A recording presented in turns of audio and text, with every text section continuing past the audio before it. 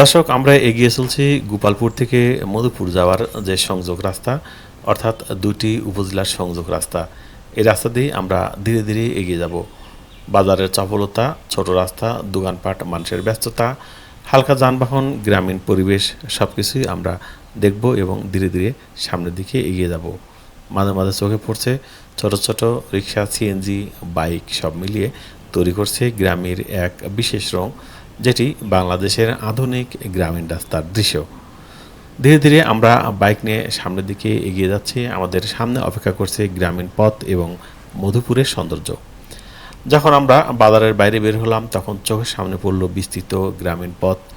একপাশে সবুজ ধানক্ষেত, অপর পাশে ফাঁকা মাঠ। পথের পাশে ছোট বাঁশঝাড়, ছোট ছোট গাছপালা, মৃদু বাতাসে হাওয়ায় খেলায় মনে হলো যেন প্রকৃতি আমাদেরকে স্বাগত জানাচ্ছে।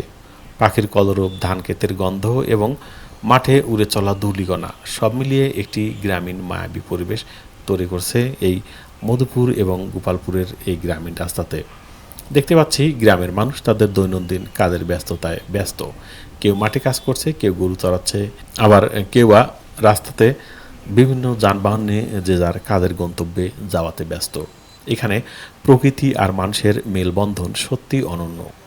রাস্তার মাঝখানে আমাদের সামনের দিকে দেখা মেলে কয়েকটি বাইক, সিএনজি এবং রিক্সা। গ্রামীণ রাস্তা হলেও এখানকার মানুষ খুবই সহজ সরল এবং বন্ধুসুলভ। যাত্রী, কৃষক, স্কুলগামী ছাত্ররা সবাই স্বাভাবিক দিনের মতোই যে যার মতো করে চলাচল করছে। আমরা বাইকে চলতে চলতে তাদের হাসি, শুভেচ্ছা এবং কর্মমুখী জীবন দেখছি আর ধীরে ধীরে এগিয়ে যাচ্ছি। এখানকার যানবাহন সীমিত হলেও প্রতিটি গতি মানুষের জীবন। রাস্তা দূরে ছোট ছোট দোকান চোখে পড়ে, ফল, সবজি এবং দৈনন্দিন প্রয়োজনীয় জিনিস। যাত্রায় এগোতে থাকলেও সামনে ধরা দিল বিস্তীর্ণ ফাঁকা মাঠ। দূরে সবুজের মাঝে কোথাও কোনো নেই বাড়িঘর। এমন একটি পরিবেশে বাইক চালানো সত্যি একরকম আনন্দ দেয়। বাতাসের ধুলোর গন্ধ, মাঠের বিশালতা এবং নদী বা হাওরের কাছাকাছি এলাকাগুলো আমাদের মনে উদ্দীপনা জাগায়। এখানে আবেগ কাজ করে, গ্রামের নির্জনতা, প্রকৃতির কাছাকাছি থাকায় এবং ছোট ছোট সুখের অনুভূতি। দর্শক, এখানে আমরা আসছি দুই উপজেলার সংযোগ রাস্তার দিকে। রাস্তা কিছুটা খারাপ। দর্শক, এখানে আমরা যাচ্ছি দুই উপজেলার সংযোগ রাস্তা দিয়ে। রাস্তাটি বেশ ভালোই, বাইক চালানোর জন্য খুবই সহজ, আরামদায়ক এবং উপভোগ্য। পথে পথে ছোট ছোট গাছপালা, খোলা মাঠ, ধানক্ষেত, মাঝে মাঝে ছোট ছোট ব্রিজ দেখা যাচ্ছে। দুই উপজেলার সংযোগ রাস্তা মানেই এই গ্রামের মানুষগুলোর জীবনের সরল প্রতিফলন। কর্মমুখী মানুষ, ফসলের মাঠ, গরু চড়ানো। দূর থেকে দেখা যায় গ্রামীণ স্থাপনা, ছোট ছোট ঘরবাড়ি, কৃষকের ব্যস্ততা, প্রকৃতি এবং মানুষের একসঙ্গে মিলেমিশে থাকার সুন্দর একটি দৃশ্য।